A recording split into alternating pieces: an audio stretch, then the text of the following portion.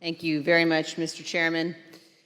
At this point, our committee has just begun to show America the evidence that we have gathered. There is much more to come, both in our hearings and in our report. But I'd like to take just a moment to put everything we've seen in context. We have already seen how President Trump falsely declared victory on November 3rd, 2020, how he and his team launched a fraudulent media campaign that persuaded tens of millions of Americans that the election was stolen from him. Donald Trump intentionally ran false ads on television and social media, featuring allegations that his advisors and his Justice Department repeatedly told him were untrue.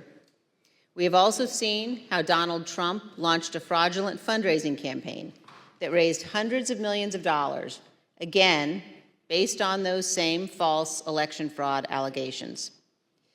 We have seen how President Trump and his allies corruptly attempted to pressure Vice President Pence to refuse to count lawful electoral votes and obstruct Congress's proceedings on January 6th, and how he provoked a violent mob to pursue the Vice President and others in our Capitol.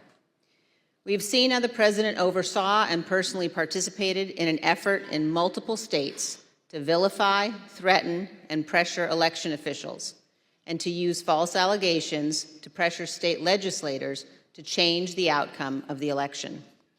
We've seen how President Trump worked with and directed the Republican National Committee and others to organize an effort to create fake electoral slates, and later to transmit those materially false documents to federal officials, again as part of his planning for January 6th. We have seen how President Trump persuaded tens of thousands of his supporters to travel to Washington, D.C. for January 6th. And we will see in far more detail how the President's rally and march to the Capitol were organized and choreographed.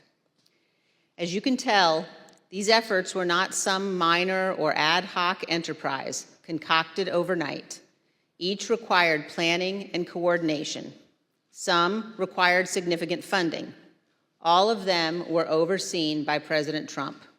And much more information will be presented soon regarding the President's statements and actions on January 6th.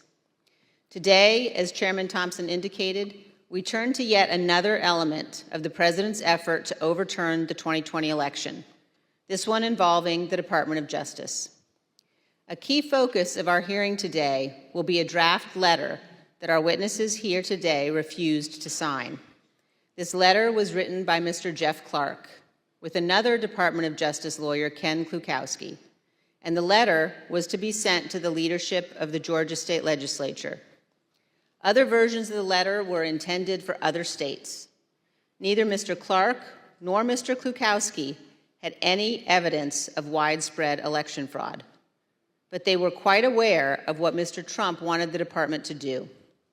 Jeff Clark met privately with President Trump and others in the White House and agreed to assist the President without telling the senior leadership of the department who oversaw him. As you will see, this letter claims that the U.S. Department of Justice's investigations have, quote, identified significant concerns that may have impacted the outcome of the election in multiple states, including the state of Georgia. In fact, Donald Trump knew this was a lie. The Department of Justice had already informed the President of the United States repeatedly that its investigations had found no fraud sufficient to overturn the results of the 2020 election. The letter also said this, quote, in light of these developments, the department recommends that the Georgia General Assembly should convene in special session, end quote, and consider approving a new slate of electors. And it indicates that a separate, quote, fake slate of electors supporting Donald Trump has already been transmitted to Washington, D.C. For those of you who have been watching these hearings, the language of this draft Justice Department letter will sound very familiar. The text is similar to what we have seen from John Eastman and Rudy Giuliani, both of whom were coordinating with President Trump to overturn the 2020 election. When one of our witnesses today, Mr. Donahue, first saw this draft letter, he wrote this, quote, "This would be a grave step for the department to take, and it could have tremendous constitutional, political, and social ramifications for the country," end quote. This committee agrees.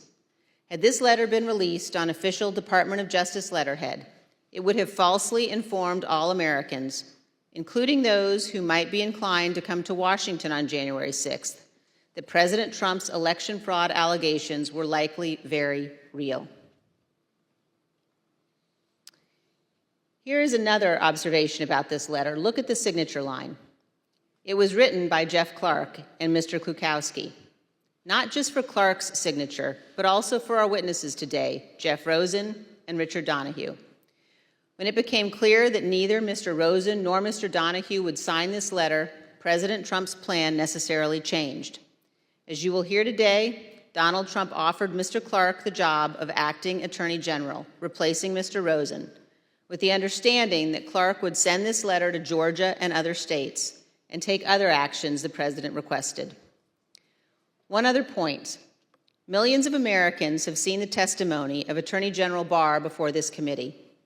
At one point in his deposition, the former Attorney General was asked why he authorized the Department of Justice to investigate fraud in the 2020 election at all. Why not just follow the regular course of action and let the investigations occur much later in time, after January 6th? Here's what he said. Felt the responsible thing to do was to be in a position to have a view as to whether or not there was fraud. And frankly, I think the fact that I put myself in the position that I could say that we had looked at this and didn't think there was fraud was really important to moving things forward. And I sort of shudder to think what the situation would have been if the position of the department was, we're not even looking at this until after Biden's in office. I'm not sure we would have had a transition at all. I want to thank each of our witnesses before us today for your role in addressing and rebutting the false allegations of fraud at the root of January 6th. And thank you for standing up for the Constitution and for the rule of law. Of course, not all public officials behaved in the honorable way our witnesses did. At the close of today's hearing, we will see video testimony by 3 members of Donald Trump's White House staff. They will identify certain of the members of Congress who contacted the White House after January 6th to seek presidential pardons for their conduct. Thank you, Mr. Chairman. I yield back. Without objection,